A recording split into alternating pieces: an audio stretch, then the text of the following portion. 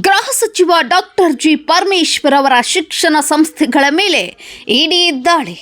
ಹೌದು, ಕರ್ನಾಟಕ ರಾಜ್ಯದ ಗೃಹ ಸಚಿವ ಡಾಕ್ಟರ್ ಜಿ ಪರಮೇಶ್ವರ್ ಅವರ ಶಿಕ್ಷಣ ಸಂಸ್ಥೆಗಳ ವಿರುದ್ಧ ಕೇಂದ್ರ ಬಿಜೆಪಿ ಸರ್ಕಾರ ಇಡಿ ದಾಳಿ ಮಾಡಿಸಿ ಭಯದ ವಾತಾವರಣ ನಿರ್ಮಿಸಲು ಹೊರಟಿದೆ ಎಂಬ ಅನುಮಾನ ಶುರುವಾಗಿದೆ.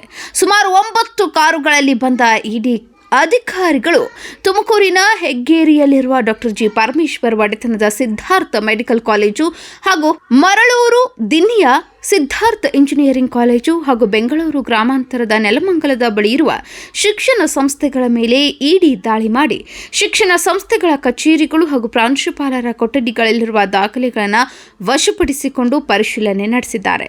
ಈ ಹಿಂದೆಯೂ 2019ರಲ್ಲಿಯೂ ಪರಮೇಶ್ವರ್ ಒಡೆತನದ ಶಿಕ್ಷಣ ಸಂಸ್ಥೆಗಳ ಮೇಲೆ ಇಡಿ ದಾಳಿ ಮಾಡಿತ್ತು. ಈ ಸಂದರ್ಭದಲ್ಲಿ ಪರಮೇಶ್ವರ್ ಆಪ್ತ ಸಹಾಯಕ ರಮೇಶ್ ಎಂಬುವವರು ಆತ್ಮಹತ್ಯೆ ಮಾಡಿಕೊಂಡಿದ್ದರು. ಗುರುವಾರವೂ ಸಹ ದಾಖಲೆಗಳ ಶೋಧ ಕಾರ್ಯ ಮುಂದುವರೆಸಿದ್ದ ಕೇಂದ್ರ ಜಾರಿ ನಿರ್ದೇಶನಾಲಯ ಇದರ ಬಗ್ಗೆ ರಾಜ್ಯದ ಗೃಹ ಸಚಿವರಾದ ಡಾಕ್ಟರ್ ಜಿ ಪರಮೇಶ್ವರ್ ಅವರು ಮಾಧ್ಯಮದವರೊಂದಿಗೆ ಮಾತನಾಡಿ ಸ್ಪಷ್ಟನೆ ನೀಡಿದ್ದಾರೆ. ಪರಿಶೀಲನೆ ಮಾಡಿಕೊಂಡಿದ್ದಾರೆ. ಇವತ್ತು ಕೂಡ ಮುಂದುವರೆದಿದೆ, ಅವರು ವೆರಿಫಿಕೇಷನ್ಸು ಎಲ್ಲ ಮುಂದುವರೆದಿದೆ. ಅದು ಉದ್ದೇಶ ನಮಗೆ ಗೊತ್ತಿಲ್ಲ. ಅದರಿಂದ ನಾವು ಎಲ್ಲ ರೀತಿಯ ಸಹಕಾರವನ್ನು ಕೂಡ ಇಡಿ ಅಧಿಕಾರಿಗಳಿಗೆ ಕೊಡ್ತೇವೆ.